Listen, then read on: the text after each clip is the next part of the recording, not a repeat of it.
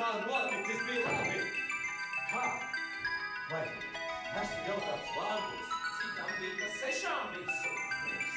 Cētam, mēs kraujam.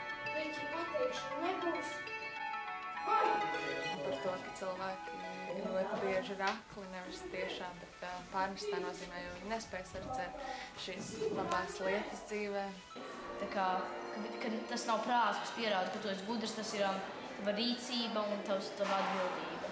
Kad viņi tad beidzot palaiž tur, kur viņš ir vēlējies, tad viņš arī gūst savu mācību, kas ir šī pieaugšana, pēc manām domām. Katrai rindiņai ir kaut kāda doma, viņiem jāmēģina pateikt tā, kā viņi ir domājuši šis rakstnieks.